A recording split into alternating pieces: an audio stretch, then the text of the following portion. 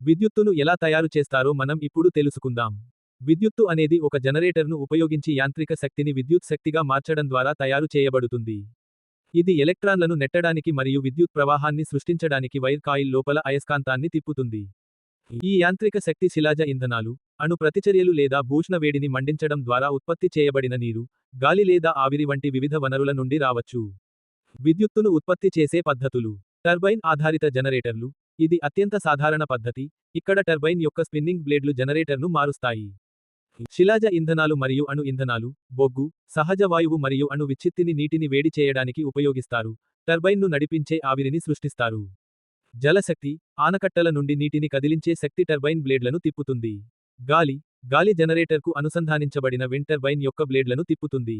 భూష్ణ, భూమి యొక్క కేంద్రం నుండి వచ్చే వేడిని టర్బైన్కు శక్తినిచ్చే ఆవిరిని సృష్టించడానికి ఉపయోగిస్తారు. సౌరశక్తి, సౌర ఫలకాలు ఫోటోవోల్టాయిక్ కణాలను ఉపయోగించి సూర్యరశ్మిని నేరుగా విద్యుత్తుగా మారుస్తాయి. DIY జనరేటర్, వైర్ కాయిల్ లోపల అయస్కాంతాన్ని తిప్పడం ద్వారా ఒక సాధారణ జనరేటర్ను తయారు చేయవచ్చు. అయస్కాంతం యొక్క కదలిక వైర్లోని ఎలక్ట్రాన్లను నెట్టివేసి, విద్యుత్తును సృష్టిస్తుంది.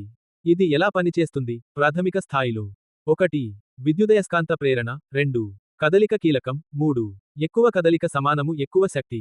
విద్యుదయస్కాంత ప్రేరణ, విద్యుత్తును ఉత్పత్తి చేయడానికి చలనం మరియు అయస్కాంత క్షేత్రాలను ఉపయోగించే సూత్రాన్ని విద్యుదయస్కాంత ప్రేరణ అంటారు. కదలిక కీలకం, ఒక అయస్కాంతాన్ని తీగ చుట్ట దాటి కదిలించడం లేదా అయస్కాంతం చుట్టూ తీగను కదిలించడం వలన మారుతున్న అయస్కాంత క్షేత్రం ఏర్పడుతుంది. ఇది తీగలోని ఎలక్ట్రాన్లను నెట్టివేసి విద్యుత్ ప్రవాహాన్ని ఉత్పత్తి చేస్తుంది. ఎక్కువ కదలిక సమానము ఎక్కువ శక్తి, అయస్కాంతాలు ఎంత వేగంగా తిరుగుతాయో లేదా వైర్ కాయిల్స్ ఎంత ఎక్కువగా ఉపయోగిస్తే, వోల్టేజ్ అంత ఎక్కువగా ఉత్పత్తి అవుతుంది. ఈ వీడియోని ఇష్టపడితే లైక్ చేయండి మరియు షేర్ చేయండి. మరిన్ని వీడియోల కోసం దత్తసాయి క్రియేషన్స్ యూట్యూబ్ ఛానల్ కు సభ్యత్వం తీసుకోండి. ధన్యవాదాలు.